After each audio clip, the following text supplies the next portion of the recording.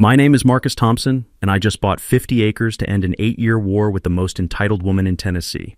Right now, I'm watching Delia Kramer have a complete meltdown at my brand new steel gate. Her silver BMW is trapped behind $200,000 worth of "screw you," and the look on her face is worth every penny. She's been cutting through my property illegally for 8 years. 8 years of treating my retirement land like her personal shortcut to the country club. When I finally said enough and built a fence, she hit me with a $500 HOA fine for using the wrong shade of white. Antique ivory wasn't acceptable.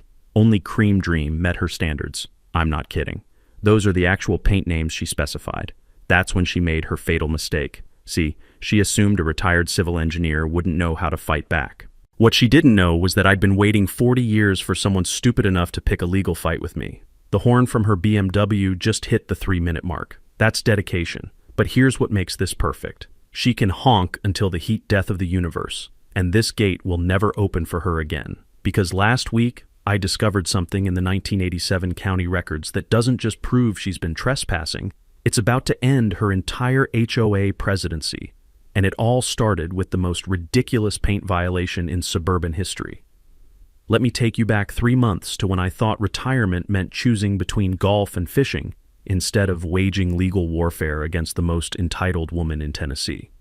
I'd just moved to my dream property, 15 acres of rolling hills with a creek running through the back, and enough space that I couldn't see my neighbors unless I really tried. After 40 years of designing municipal water systems and reading construction codes until my eyes bled, this was supposed to be my peaceful retreat where the biggest decision of the day was whether to have my morning coffee on the front porch or the back deck. I should have known better than to expect peace and quiet when there's an HOA president within a 20-mile radius. The trouble started on my third Tuesday morning when I was watching a family of deer graze near the creek and heard the unmistakable sound of expensive German engineering crunching across my gravel driveway.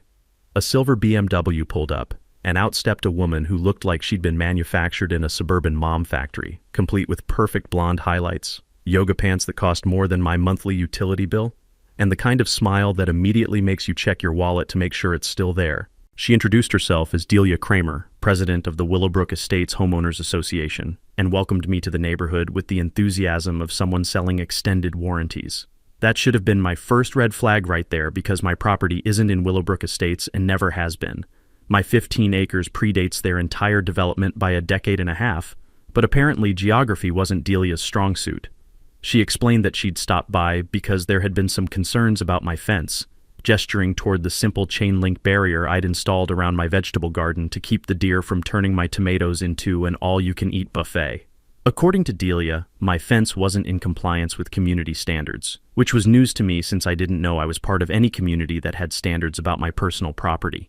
She consulted a clipboard that materialized from nowhere and informed me that HOA covenants required all fencing to be white vinyl, minimum 6 feet in height, with decorative post caps. My current fence was apparently galvanized steel mesh, approximately 4 feet high, with standard metal posts, and it was affecting everyone's property values in ways that would make Adam Smith weep. Being a polite Midwestern transplant who hadn't yet learned the fine art of telling entitled people to pound sand, I made the mistake of saying I'd look into it instead of pointing out that her HOA had exactly zero authority over property that existed before her subdivision was even a gleam in some developer's eye. 2 weeks later, the violation notice arrived via certified mail with all the ceremony of a federal indictment. $500 for unauthorized fencing installation, with additional daily fines of $50 after 30 days if I didn't comply with their demands. When I called the number on the letterhead to explain that my property wasn't subject to HOA oversight, Delia's cheerful phone voice turned icy, faster than a Minnesota lake in January. She insisted that every property in the area fell under HOA jurisdiction and suggested I was confused about my property boundaries, which was rich coming from someone who apparently thought property law was more of a suggestion than an actual legal requirement. She offered to come over with their surveyor to clear up my obvious confusion, and like an idiot, I agreed. The next morning, Delia arrived with a man carrying surveying equipment and an attitude problem. They spent 2 hours measuring things, consulting maps, and having whispered conversations near their cars before Delia marched up to my porch and announced that while my house sat just outside their community boundaries, my fence was actually on property that fell under HOA jurisdiction. When I asked to see this miraculous survey that proved my vegetable garden had somehow moved itself into their territory overnight, She couldn't produce any actual documentation, just kept insisting that their professional analysis proved jurisdiction over my fence. That night, I did what any self-respecting engineer does when someone tries to snow them with technical nonsense that doesn't pass the smell test. I drove to the county records office first thing the next morning and pulled every property document, survey map, and legal filing dating back to 1987. What I found in those dusty files didn't just prove that Delia was lying about jurisdiction over my fence. It revealed something that would give me the perfect weapon to end her 8-year crime spree and destroy her suburban dictatorship forever. But before I tell you about that discovery, you need to understand that this wasn't really about my fence at all. This was about control, and the route Delia had been using to maintain that control was about to become very, very expensive for her. The county clerk's office smelled like old paper and forgotten dreams.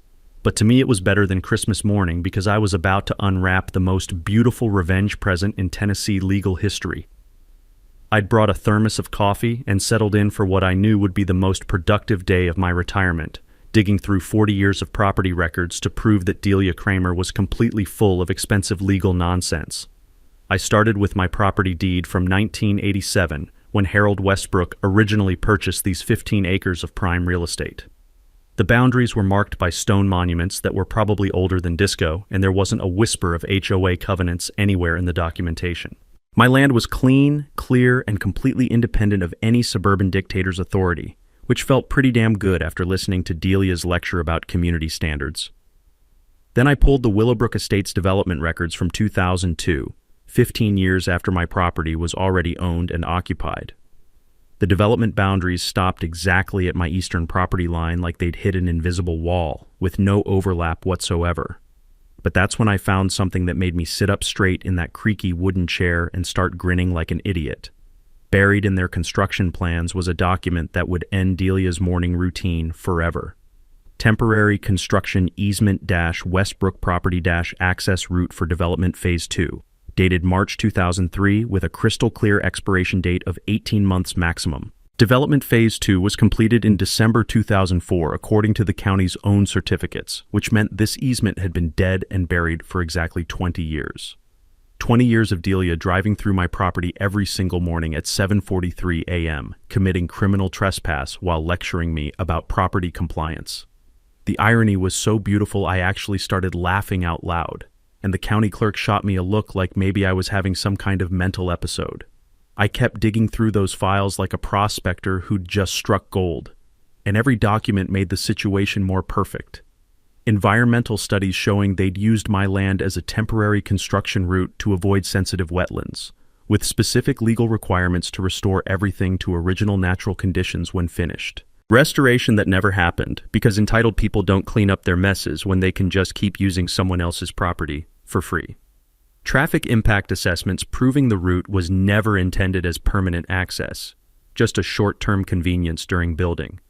But the real masterpiece was tucked away in the Willowbrook HOA charter itself. Article 7, Section 3, written by their own expensive lawyers. The association shall maintain strict compliance with all county regulations and property law, and any violation of easement agreements or trespass upon non-member property shall result in immediate removal of board members and potential dissolution of association legal standing. Delia had been violating her own HOA's founding charter every single morning for 8 years, documenting her crimes with the consistency of a Swiss watch. She just handed me the legal dynamite to blow up her entire suburban empire, and she had absolutely no idea what was coming. Because tomorrow morning, I was going to make a phone call that would change both our lives forever. Driving home from the courthouse with 21 pages of legal dynamite in my passenger seat, I felt like a prospector who'd just struck the mother lode. I had everything needed to destroy Delia's morning routine and probably end her HOA dictatorship. But as I turned into my driveway, something made me hit the brakes, both literally and figuratively.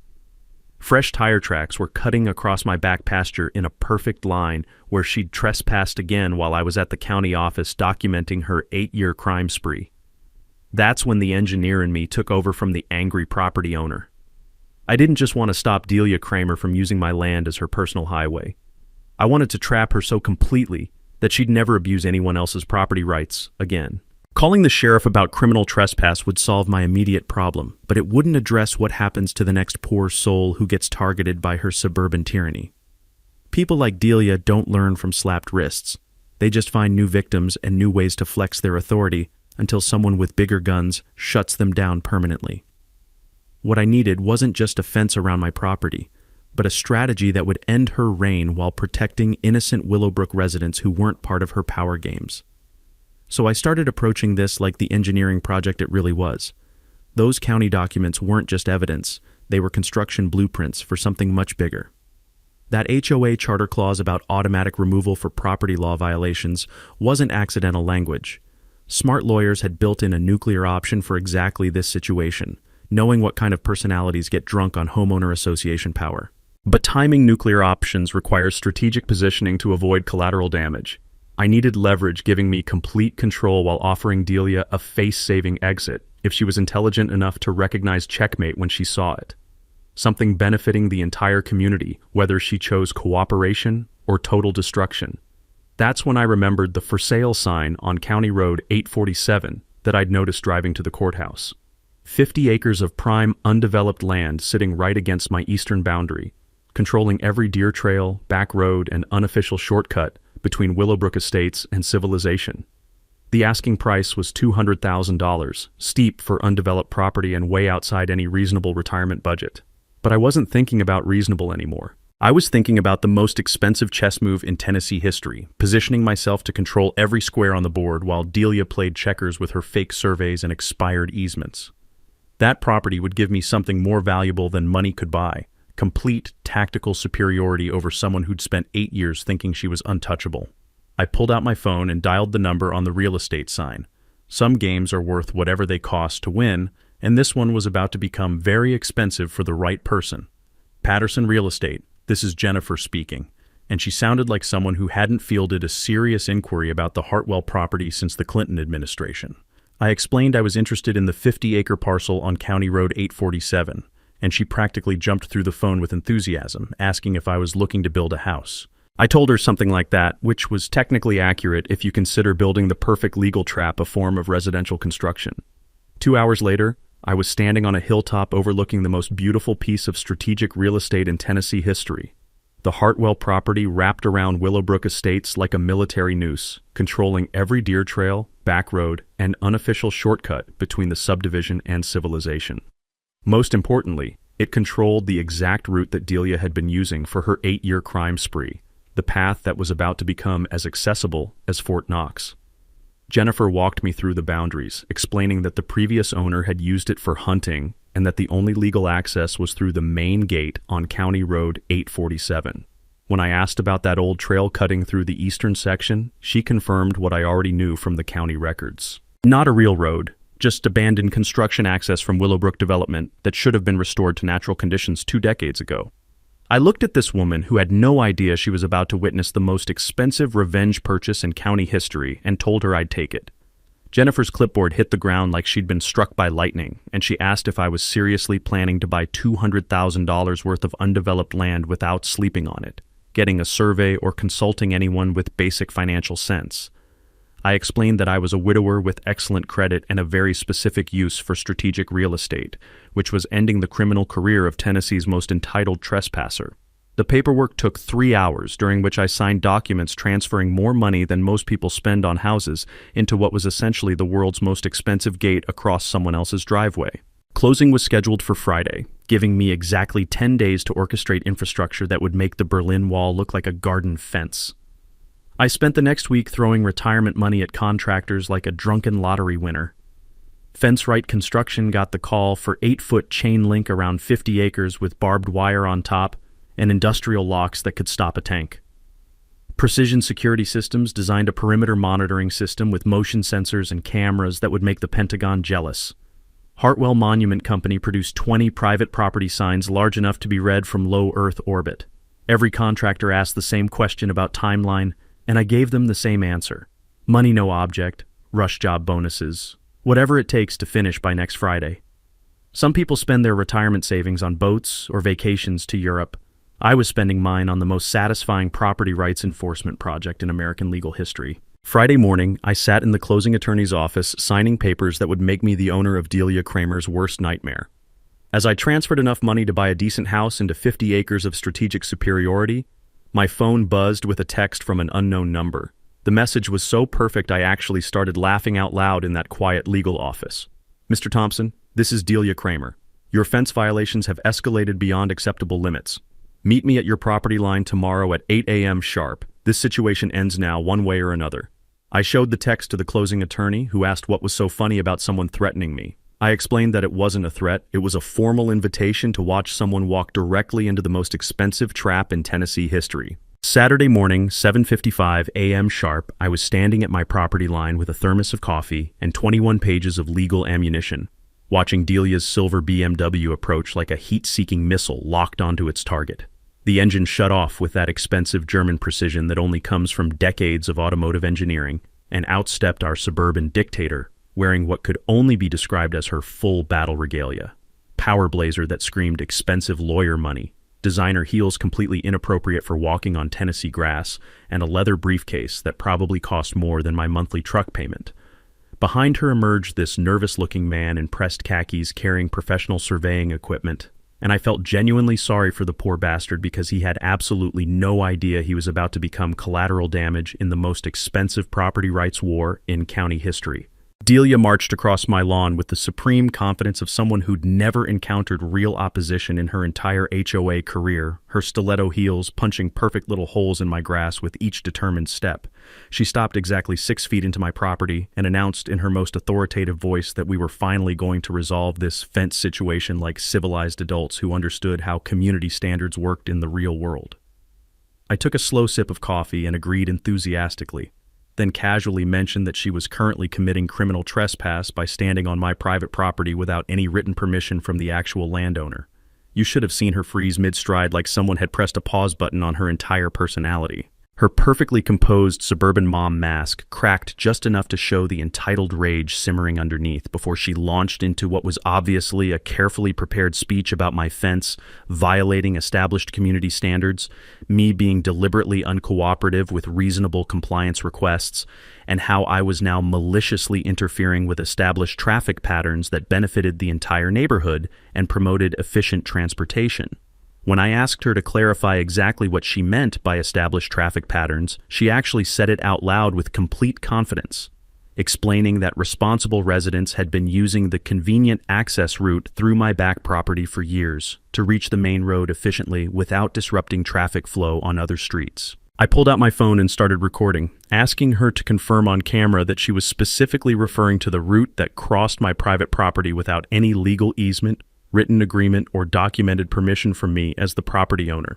That's when she opened her briefcase with obvious dramatic flair and produced this impressively thick manila folder, announcing that her expensive legal team had prepared comprehensive documentation that definitively proved my interference with community access constituted a clear public nuisance under multiple sections of Tennessee state law.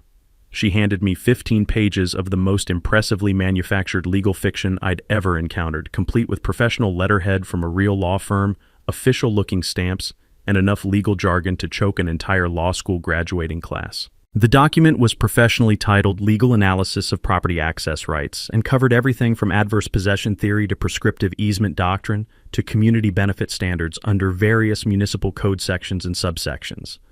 Someone had definitely invested serious money manufacturing this elaborate pile of legal nonsense, and it would have been genuinely intimidating to anyone who hadn't spent the previous week learning what actual property law looked like when it wasn't filtered through entitled suburban logic.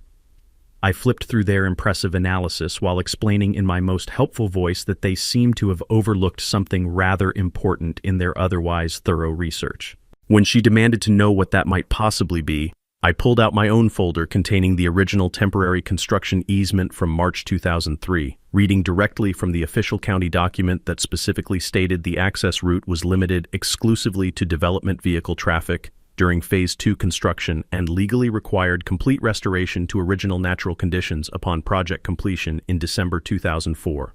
The easement had been officially dead and buried for exactly 20 years, which meant every single use of this route since then constituted criminal trespassing under Tennessee Code Section 39-14-105. not continuous legal usage establishing any kind of prescriptive rights under legitimate legal theory.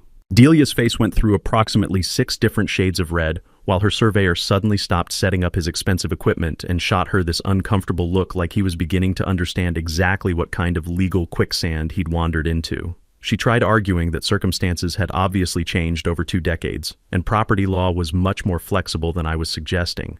But I patiently explained that's not how easements work in Tennessee or any other state where property rights actually mean something substantial.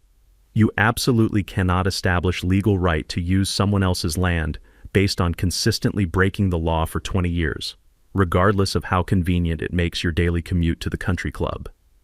That's when she decided to escalate things by calling the county planning department right there in front of me, filing an official complaint about illegal obstruction of what she claimed was a recognized public access route. I just stood there sipping my coffee and enjoying the free entertainment, waiting for that beautiful moment when they would patiently explain that no such public access route existed anywhere in their comprehensive record system. After about 5 minutes of increasingly frustrated questions and demands that they check their files again more carefully, she hung up, looking like someone had just explained that her entire worldview was built on a foundation of complete legal nonsense. Her surveyor Michael finished his professional boundary measurements and walked over wearing the most uncomfortable expression I'd ever seen on any professional's face. He confirmed that property lines were exactly as recorded in the official county files, with no legal access route crossing my land anywhere, and when Delia suggested he should create documentation for a prescriptive easement claim, he explained that would constitute criminal fraud and he wasn't willing to risk his professional license for anyone's convenience. That's when I decided to detonate the nuclear bomb that would end this conversation permanently and destroy her entire morning routine forever. I told her that since she seemed so intensely interested in property boundaries and access rights, she might want to know that I'd successfully closed on the Hartwell property yesterday afternoon. Monday morning arrived like the opening scene of a war movie, and I was standing in my kitchen watching through the window as 3 different contractor trucks rolled up to begin what would become known in local folklore as the Great Fence Project of 2025. Fence Right Construction brought equipment that looked like it could secure a federal prison. Precision Security arrived with enough cameras to film a Hollywood movie. And Hartwell Monument delivered signs so large they were probably visible from the International Space Station. The whole operation had the precision of a military campaign, which was exactly what I'd been planning since I'd discovered Delia's 8-year crime spree in the county records. By 9 a.m., the sounds of industrial construction were echoing across 50 acres of strategic real estate, and I was having the time of my retirement life watching my $200,000 revenge project take shape. 8-foot chain link sections going up faster than you could say property rights, motion sensors being installed every 100 feet like electronic sentries, and those beautiful aluminum signs being mounted at every conceivable access point with messages that would make any trespasser think twice about their life choices. That's when Delia made her first tactical error of the week by driving up to the construction site in her BMW and demanding to speak with whoever was in charge of this obvious violation of county building codes. The fence right foreman, a guy named Bobby, who looked like he'd been installing barriers since the invention of private property, politely explained that all permits were properly filed and approved. All work was being performed within legal property boundaries, and she needed to move her car because it was blocking equipment access on private land. Delia's response was to call the county building inspector, the sheriff's department, and apparently every regulatory agency in Tennessee that might possibly have jurisdiction over fence installation on private property. What she discovered over the next 2 hours of increasingly frantic phone calls was that I'd done my homework better than a doctoral dissertation, filing every required permit, meeting every code requirement, and documenting every aspect of this project with the thoroughness that only comes from 40 years of engineering experience. Tuesday brought escalation number 2, when I discovered fresh tire tracks cutting across my original 15 acres, proving that Delia was so desperate to maintain her illegal shortcut that she'd started trespassing on a different section of my property while the main route was being fortified. The audacity was breathtaking, like a bank robber deciding to hit the same bank through the back door while police were installing security cameras at the front entrance. I called Bobby the foreman and asked him to extend the fence line to include my original property boundary, effectively creating one continuous 55-acre fortress of property rights enforcement. Wednesday morning brought Delia's most desperate move yet when she arrived with a different surveyor, this time claiming that recent county records showed errors in the original property boundaries, and that significant portions of both my properties were actually part of an expanded Willowbrook Estates development zone. She waved around official-looking documents that would have been impressive if they weren't completely fabricated, demanding that construction stop immediately until boundary disputes could be resolved through proper legal channels. I invited her new surveyor to compare his mysterious documents with the certified copies I'd obtained directly from the county clerk's office, watching his professional credibility evaporate faster than morning dew when he realized his client had apparently hired him to validate fictional property lines. The poor man apologized, packed up his equipment, and drove away, leaving Delia standing alone next to my fence with her fabricated paperwork, an expression like someone who'd just discovered that reality doesn't bend to entitled expectations. Thursday escalated into what I can only describe as Delia's complete meltdown when she showed up with bolt cutters and started attempting to remove sections of my fence that she claimed were illegally installed on HOA property. Bobby the foreman called the sheriff's department while I stood there documenting everything with my phone, creating a beautiful video record of Tennessee's most entitled woman committing criminal property damage in broad daylight. Deputy Rodriguez arrived within 15 minutes and explained to Delia that destroying someone else's fence on their private property constituted criminal mischief under state law, regardless of whatever imaginary property rights she thought she possessed. The look on her face when Deputy Rodriguez asked if she wanted to be arrested for criminal mischief, or if she'd prefer to leave peacefully, was the kind of expression you see on people who suddenly realize their actions have actual legal consequences. She chose to leave, but not before screaming something about expensive lawyers and federal property rights violations that would apparently shut down my entire project through superior legal firepower. Friday morning brought the grand finale when Delia arrived with a moving truck and two men who looked like they'd been hired from the day labor pool outside Home Depot. Her brilliant plan, as near as I could determine, was to physically relocate sections of my fence to create her own personal access route through what she had somehow convinced herself was disputed territory. I watched through my kitchen window as these poor guys started unloading shovels and crowbars while Delia directed them toward my fence line like some suburban general planning an assault on private property rights. That's when I made a phone call that would change everything about this ridiculous situation. I dialed Sarah Kai's number and explained that my fence project had apparently attracted the attention of someone who thought criminal property damage was an acceptable solution to traffic inconvenience. Sarah asked if I had documentation of the destruction attempts, and I told her I had video evidence that would make any prosecutor weep with joy. She said she'd be right over with paperwork that would end this nonsense permanently, and I told her she might want to bring a camera crew because this was about to become the most educational property law demonstration in Tennessee history. Sarah Kai arrived at my property Friday afternoon driving like she was responding to a 5-alarm legal emergency, which in a way she was because Delia's fence destruction project was still in progress when my attorney's Honda pulled into the driveway. Sarah stepped out carrying a briefcase and wearing the kind of expression that defense attorneys get when they realize their client has just confessed to murder on live television.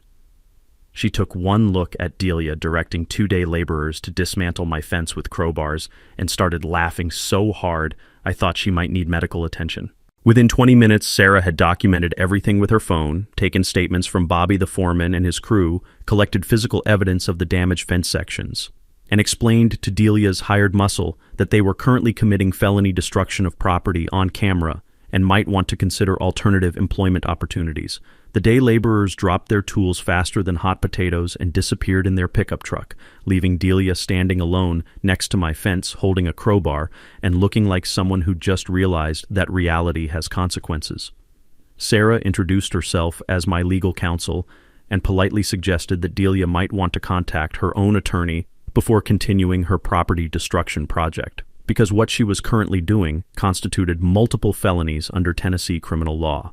Delia's response was to claim that she was exercising legitimate property rights under HOA authority and that any interference with her activities would result in federal lawsuits for violation of community access rights under interstate commerce regulations. That's when Sarah pulled out her phone and made a call that would turn this local property dispute into a statewide news story. She contacted Rita Walsh, an investigative journalist who specialized in suburban corruption and HOA abuse cases, explaining that she had documentation of what appeared to be an 8-year pattern of criminal trespassing combined with attempted destruction of private property by an elected HOA official. Rita said she'd be there within 2 hours with a camera crew because stories about entitled HOA presidents committing crimes on camera were exactly the kind of content that made local news directors extremely happy. Saturday morning brought the beautiful sight of Channel 7 news van pulling up to my property, followed immediately by Rita Walsh and a cameraman who looked like he'd been covering crime scenes since the invention of television journalism. Rita interviewed Sarah about the legal implications of HOA officials trespassing on private property, talked to Bobby about the fence destruction attempts, and got Deputy Rodriguez on record explaining that criminal mischief charges were definitely being considered against certain unnamed individuals. The story that aired Sunday evening was a masterpiece of investigative journalism titled HOA President Accused of Chronic Trespassing and Property Damage. Rita had done her homework, pulling county records that documented the expired easement, interviewing legal experts who explained that 20 years of illegal usage doesn't create legal rights, and presenting the whole situation as a cautionary tale about what happens when elected officials think authority means immunity from property law. But the real beautiful part came Monday morning when my phone started ringing with calls from other Willowbrook residents who'd been watching the news and wanted to share their own stories about Delia's creative interpretations of HOA authority. Apparently, our fence dispute had opened floodgates of complaints about financial irregularities, vote manipulation, and selective enforcement of community rules that benefited Delia's friends while punishing anyone who questioned her decisions. By Tuesday, the Tennessee State HOA Oversight Commission had announced they were launching a formal investigation into Willowbrook Estates management practices, and Delia's 8-year reign of suburban tyranny was about to become the subject of official state scrutiny that would make my fence project look like a minor property disagreement. Wednesday morning brought the most beautiful phone call of my entire retirement when Sarah Kai's voice practically vibrated with excitement through my speaker. The Tennessee State HOA Oversight Commission had spent exactly 48 hours reviewing the evidence Rita Walsh's news story had generated, and what they'd discovered made my fence dispute look like a parking ticket compared to federal racketeering charges. Apparently, other Willowbrook residents had been documenting Delia's creative leadership style for years, just waiting for someone brave enough or stupid enough to challenge her authority publicly. The state investigators had found financial irregularities dating back 3 years, including community improvement funds that had mysteriously vanished into projects that seemed to benefit properties owned by Delia's personal friends. Vote manipulation during HOA board elections where proxy ballots from residents who'd moved away years earlier somehow kept appearing to support Delia's preferred candidates. Selective enforcement of community standards that resulted in expensive fines for people who'd questioned her decisions, while identical violations by her supporters went completely unnoticed. But the real bombshell was hidden in the HOA's own meeting minutes, which Sarah had subpoenaed as part of our property dispute case. Those minutes revealed that Delia had been using her position to negotiate personal benefits from local contractors, including the landscaping company that maintained her property for free in exchange for exclusive HOA contracts. The waste management service that gave her family discounted rates while charging other residents premium fees. Even the security company that monitored the subdivision had been providing free monitoring for Delia's house while billing the association for services never rendered. Thursday brought news that made me actually dance a little jig in my kitchen when Sarah called to explain that the state commission had issued an emergency suspension of Willowbrook Estates' legal standing as a recognized homeowners association. Effective immediately, they had no authority to issue violations, collect fines, or enforce any community standards until a complete audit could be performed and new leadership elected under state supervision. This meant that every violation notice Delia had ever issued, including my ridiculous fence color fine, was now legally invalid. Every fine she'd collected over the past 3 years would need to be refunded with interest. Every contract she'd negotiated on behalf of the association was subject to review for potential fraud. Her entire suburban empire had collapsed faster than a house of cards in a hurricane, and the beautiful irony was that it had all started with her illegal shortcut through my vegetable garden. Friday morning brought the coup de grace when Deputy Rodriguez called to inform me that the district attorney's office had decided to file criminal charges against Delia for the fence destruction incident. Criminal mischief in the first degree, trespassing, and conspiracy to commit property damage were apparently serious enough crimes that bail had been set at $50,000. The same woman who'd lectured me about community standards was now facing the possibility of criminal conviction and jail time for destroying private property. But wait, it gets even better. Sarah had been busy researching Delia's background for our civil case, and what she'd discovered would make any prosecutor's career. This wasn't Delia's first HOA presidency, and it wasn't her first ethics investigation either. She'd left 2 previous communities under similar clouds of financial irregularities and resident complaints, always managing to move on before formal charges could be filed. This time, however, she'd picked the wrong retired engineer to mess with, and her pattern of suburban tyranny was finally catching up with her. The State Commission's preliminary report, released the following Monday, was a 73-page document that read like a masterclass in how not to run a homeowners association. Financial mismanagement, abuse of authority, violation of state regulations governing nonprofit organizations, and failure to maintain required documentation for community decisions. They recommended complete dissolution of the current HOA structure, election of new leadership under state oversight, and potential criminal prosecution for multiple current and former board members.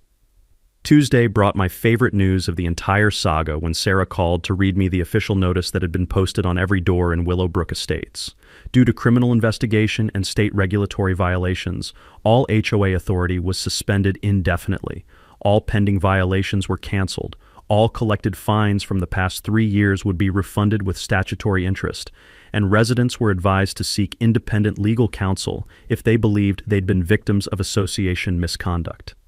The notice also included a phone number for reporting additional complaints to the State Commission, and according to Rita Walsh's follow-up news story, that phone line had been ringing non-stop since Tuesday morning. Apparently, Delia's reign of terror had affected far more people than anyone had realized, and my simple fence dispute had opened the floodgates for justice that was 20 years overdue. Wednesday morning, exactly 1 week after Delia had tried to destroy my fence with crowbars and day laborers, I was standing in my kitchen drinking coffee and watching Channel 7 News report that Tennessee's most infamous HOA president had been arrested at her home and charged with embezzlement, fraud, and racketeering under state organized crime statutes. Thursday morning brought an emergency notification that would become the most entertaining event of my entire retirement when the newly appointed state receiver for Willowbrook Estates called to inform me that a mandatory community meeting had been scheduled for Saturday afternoon at the local community center. Every resident was required to attend to hear the findings of the state investigation, vote on new leadership under official supervision, and address outstanding legal issues affecting the association's future. I marked my calendar with the enthusiasm of someone who'd been waiting 3 months to watch justice served with all the ceremony it deserved. Saturday afternoon arrived with the crisp clarity of a Tennessee autumn day, and the community center parking lot looked like a suburban refugee camp as confused Willowbrook residents gathered to learn exactly how much damage their elected leadership had inflicted on their property values and legal standing. I arrived early with Sarah Kai and Rita Walsh, who'd convinced her news director that this meeting would provide the perfect conclusion to her investigative series on HOA corruption. The camera crew set up in the back of the room, while residents filed in wearing expressions ranging from curious to absolutely furious. State Receiver Margaret Thompson took the podium at exactly 2 p.m. and began reading from a prepared statement that would demolish Delia's reputation so completely that archaeologists would need carbon dating to find the remains. The investigation had uncovered financial irregularities totaling over $400,000, including community improvement funds diverted to personal accounts, contractor kickbacks disguised as consulting fees, and insurance fraud involving claims for property damage that had never actually occurred. Every resident in that room went dead silent as the numbers kept climbing like a slot machine hitting the corruption jackpot. But the really beautiful part came when Receiver Thompson started reading specific examples of Delia's creative accounting practices. Landscaping contracts that charged the association premium rates while providing cut-rate service to properties owned by board members and their families. Security monitoring fees for equipment that had never been installed, creating a fictional paper trail that existed only in billing statements and bank transfers. Maintenance assessments for community facilities that had been permanently closed to residents while continuing to generate invoices for services never rendered. The room erupted into the kind of angry murmuring you hear when people realize they've been systematically robbed by someone they'd trusted with their community leadership. Voices started rising as residents compared notes about suspicious assessments, unexplained fee increases, and community decisions that had been made without proper notification or voting procedures.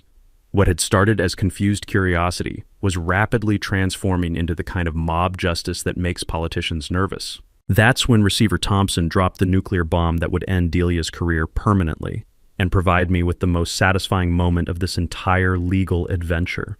The investigation had discovered that Delia's pattern of financial misconduct extended far beyond simple embezzlement into systematic violation of Tennessee nonprofit regulations, federal tax law governing homeowners associations, and state criminal statutes covering organized theft from community organizations. Criminal charges had been filed by the district attorney's office.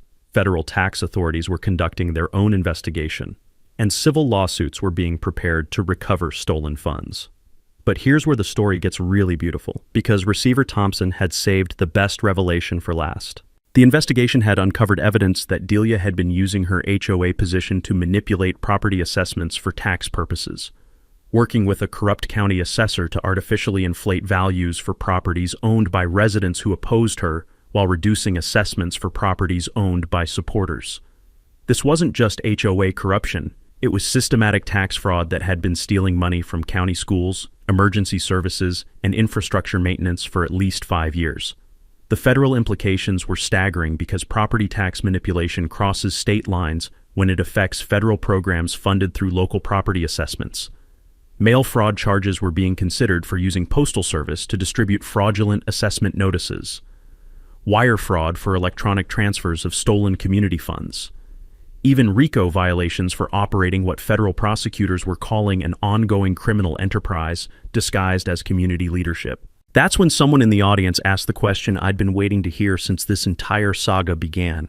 What about the property access issues that had started this investigation? And specifically, what legal standing did the association have to enforce easement claims on private property outside their jurisdiction? Receiver Thompson's answer was music to my ears as she explained that the association had no legal authority whatsoever over property outside their recorded boundaries, that the temporary construction easement had expired in 2004, and that any attempt to claim prescriptive rights based on 20 years of illegal trespassing would be laughed out of any legitimate court in Tennessee. But she wasn't finished destroying Delia's legal foundation, because the state investigation had also discovered that the HOA's own bylaws specifically prohibited board members from using association resources for personal benefit, including legal fees to pursue property disputes unrelated to legitimate community business. Every dollar Delia had spent on lawyers to challenge my fence had been stolen from the Community Improvement Fund, making her legal threats against me a form of embezzlement in addition to trespassing. The meeting erupted into chaos as residents realized the full scope of corruption that had been operating under their noses for years. People were shouting questions about their own assessment irregularities, demanding to know which contracts needed to be canceled, and calling for immediate criminal prosecution of everyone who'd enabled this systematic theft. Receiver Thompson pounded her gavel and explained that criminal justice would proceed through proper legal channels, but the community's immediate priority was electing new leadership and implementing financial controls to prevent future corruption. The nomination process for new board members was like watching democracy in action, as residents nominated neighbors they actually trusted instead of whoever had the most expensive campaign literature. The voting was conducted under state supervision with paper ballots and independent counting, producing results that would have been impossible under Delia's regime of proxy manipulation and procedural gaming. But the most satisfying moment of the entire meeting came when Receiver Thompson read the final component of the state's corrective action plan. All property violations issued by the previous board were officially canceled. All fines collected over the past 3 years would be refunded with statutory interest calculated from the date of collection, and any legal actions initiated by the association against individual property owners were immediately dismissed with prejudice. My fence color violation was officially dead, my legal fees would be reimbursed by the state receiver, and Delia's entire campaign of harassment had been transformed into a criminal case that would follow her for the rest of her life. The room erupted into applause that lasted so long Receiver Thompson had to pound her gavel again to restore order. As residents filed out discussing the evening's revelations, Rita Walsh approached me for a final interview that would conclude her investigative series. She asked how it felt to see justice prevail after months of harassment, and I explained that sometimes the best defense against abuse of authority is simply knowing the law better than people who think authority exempts them from legal consequences. The real victory wasn't just stopping Delia's trespassing or getting my fence violation canceled. The real victory was proving that in America, property rights still mean something, and entitled people can't simply steal what they want through bureaucratic intimidation and fake legal authority. Sometimes you have to spend $200,000 in 3 months of your retirement to make that point, but some principles are worth whatever they cost to defend. As I drove home past my beautiful new fence with its motion sensors and security cameras, I couldn't help but smile at the thought of Delia sitting in a county jail cell, contemplating her transition from suburban dictator to convicted felon. Justice had been served with all the ceremony it deserved, and my property rights were more secure than Fort Knox thanks to the most expensive legal education Tennessee had ever provided to an entitled HOA president. 6 months after the most expensive property rights education in Tennessee history, I was standing on that same hilltop overlooking 50 acres of prime real estate that had transformed from a battlefield into something much more beautiful and meaningful for the entire community. The industrial fence and security cameras were still there, protecting the boundaries that had cost Delia Kramer her freedom and her reputation. But what had grown up around them was exactly the kind of positive outcome that makes expensive legal victories worth every penny of retirement savings. The new Willowbrook HOA board, elected under state supervision and consisting of actual neighbors instead of power-hungry bureaucrats, had approached me in March with a proposal that restored my faith in what community leadership could accomplish when it wasn't corrupted by personal agendas and financial theft. They'd been working with the County Planning Commission to address the legitimate transportation issues that had made Delia's illegal shortcut attractive in the first place, and they wanted to discuss creating a proper solution that would benefit everyone while respecting actual property rights. Their proposal was elegant in its simplicity and respect for legal boundaries. Instead of demanding illegal access through private property, they'd negotiated with the county to improve the main road infrastructure, adding a traffic light and turning lanes that would eliminate the 12-minute delay that had motivated 20 years of criminal trespassing. The project would be funded through legitimate community assessments approved by proper voting procedures, not stolen from community improvement funds through embezzlement and creative accounting. But the really beautiful part was their request to lease a small portion of my 50-acre property for a community emergency access route that would be properly surveyed, legally documented, and maintained according to county standards. They offered fair market lease payments, liability insurance, and a contract that could be terminated by either party with reasonable notice. Everything Delia should have done 20 years ago if she'd understood that property rights require negotiation, not theft. I agreed to their proposal with one additional condition that would transform this property dispute into lasting community benefit.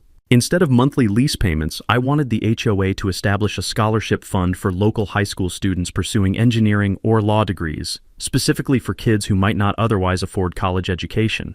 The money saved on lease payments would accumulate annually, providing educational opportunities that would outlast all of us and create positive impact for generations. The scholarship program launched in September with enough funding to provide full tuition assistance for 2 students per year at any Tennessee State University. The first recipients were Maria Gonzalez, who wanted to study civil engineering like the crazy old guy who'd fought the HOA, and James Patterson, who planned to become a property rights attorney after watching how legal knowledge had triumphed over bureaucratic corruption in his own neighborhood. But the transformation didn't stop with emergency access and educational funding because 50 acres of prime real estate provides opportunities for community benefit that go far beyond resolving transportation disputes. Working with the County Parks Department and environmental conservation groups, we developed a comprehensive land use plan that would preserve natural habitat while creating recreational opportunities for families throughout the region. 20 acres along the creek became a certified wildlife preserve, protecting the deer and turkey populations that had originally attracted hunters to this property. 15 acres were designated for community gardens where families could grow vegetables and teach children about sustainable agriculture. 10 acres became a nature education center with walking trails and outdoor classroom facilities for local schools to use for environmental science programs. The remaining 5 acres, strategically positioned to control all access routes, stayed exactly as they were with industrial fencing and security monitoring, serving as a permanent reminder that property rights in America are not suggestions to be ignored by entitled officials who mistake authority for ownership. The cameras and motion sensors that had once been designed to catch trespassers now monitored the wildlife preserve and education center, protecting community assets instead of defending against community threats. The grand opening celebration in October brought together hundreds of families for the kind of community event that actually builds relationships instead of generating legal fees. Kids were running around the nature trails while parents toured the community gardens and environmental education facilities. Local news coverage focused on how property disputes could be resolved through cooperation and respect for legal boundaries instead of years of expensive litigation and criminal prosecution. Rita Walsh returned to cover the celebration for a follow-up story about positive outcomes from investigative journalism, interviewing families who were using the community gardens and students who'd received scholarship assistance. Her final report emphasized how understanding property law and standing up to corruption could create lasting benefits that strengthened entire communities instead of just resolving individual disputes. As the sun set over the most expensive and most satisfying real estate investment of my retirement, I couldn't help but think about Delia Kramer serving her 18-month sentence in federal prison for tax fraud and embezzlement. Sometimes justice requires patience, substantial financial investment, and willingness to fight entitled people who think authority exempts them from legal consequences. But the results can transform entire communities in ways that last generations. 1 year later, I'm sitting on my back porch with morning coffee, watching kids from the environmental education program learning about wildlife conservation, where Delia Kramer used to commit her daily crimes against property rights. The irony is beautiful in ways I never imagined when this adventure started with a ridiculous fine for wrong shade of white paint. The scholarship fund now supports 4 students annually, with Maria Gonzalez sending updates from engineering school and James Patterson interning at Sarah Kai's law firm. Community gardens produce enough vegetables for the local food bank, and the wildlife preserve attracts birdwatchers from 3 counties who come to see species that disappeared during years of illegal vehicle traffic. Delia was released from federal prison last month and moved to Florida, apparently deciding Tennessee property law was too complicated for someone with her flexible relationship to legal boundaries. The new HOA board sends Christmas cards and meeting invites, refreshing change from violation notices for exercising constitutional rights. The best part is watching families enjoy facilities that exist, because sometimes you must spend retirement savings proving entitled people can't steal through bureaucratic intimidation. Property rights in America still mean something, but only when people defend them with knowledge, patience, and occasionally expensive legal education for suburban dictators. Have you ever dealt with an HOA president who thought authority meant immunity from law? Drop a comment about handling entitled neighbors who confused community leadership with personal ownership of other people's property. Sometimes the best stories come from ordinary people who refuse to let bureaucrats steal their rights. That's all for today's HOA Madness. If watching justice serve itself made your day, smash that like button, share your thoughts down below, and make sure you're subscribed. More outrageous neighborhood showdowns are just around the corner.